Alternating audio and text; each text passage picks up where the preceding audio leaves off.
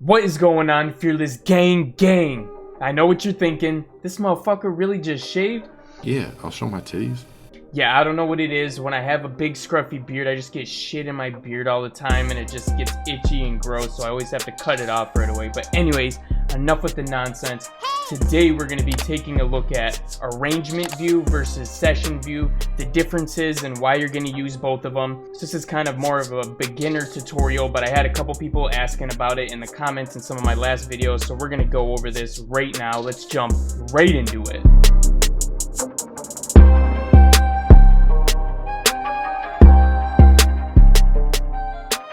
Alright guys, so the first thing here is this is the session view. This is probably the view that opens up when you have Ableton. And if you press tab, this is the arrangement view.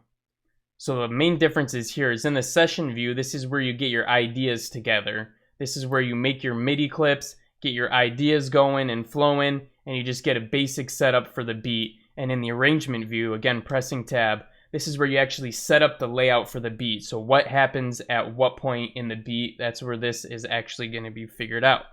Now, some people just use the arrangement view, and you can totally do that if you prefer it that way.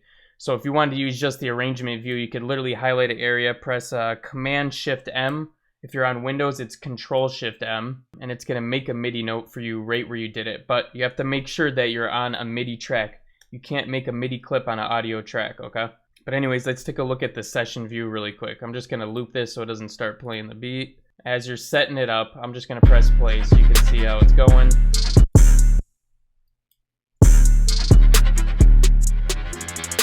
Alright, and you can get your shit set up here. Maybe if you want to have two different kick clips so that it changes up at a certain part, you can go ahead and create your clip there. Just as a little guidance here, what you want to do to drag a clip down. So let's say you want to copy this clip over. You hold onto the clip and press Option, and you can drag it down like that way.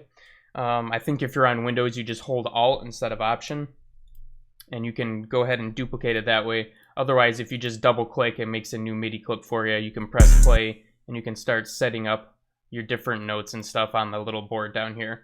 So if you want to switch between that and then like seeing the effects on it, you just click on this little thing down here in the corner and you'll be able to see the different things there. Okay, so you have all your different things set up and you have a basic layout for your beat, and now you want to go and set it up in the arrangement view. So what you're going to do is you're going to drag these clips into the arrangement view. So if you continue to hold on your mouse, you can see that I'm dragging it around right now. So continue to hold your mouse, then click your tab. And right here, it's going to allow you to go ahead and drag in your MIDI notes, okay? And then you can duplicate them. So basically what I would do is I would go in and I would drag each thing. I'd put my 808 in there. I'd go back and I'd put my kick in there. Duplicate this over, Command-D, Control-D. I would basically drag in each thing. And I would fill up every single instrument, duplicate it over a bunch of times, and then start taking things out to set up the beat. And you'll notice that everything looks weird right now. So what's going to happen is when you drag all these things over, it's still going to be playing every single track that you have pressed play on, right? All these tracks are still going to be playing even if you don't have them laid out. So there might be a gap right here, but you'll notice that the snare is still playing. What you're going to want to do is click this button right here. It's going to cancel all the clips that are playing. When you press that, you'll see that everything ungrays. Okay, so clicking that, now everything's not playing automatically. It's only going to play the things that are actually playing in your arrangement view. So that's what you do. You just click that little arrow up there, that orange thing, and it lets you know that everything has stopped playing in the mixer view or the session view, and everything's now playing in the arrangement view. So that's how you do that. All right, so I'm just going to go over a couple other things in the arrangement view that might be useful too. So if you click down right here, you can actually see the notes in this view. So you could like zoom in really close. And let's say you want to take the kick out, the first couple of them, you can do it like that.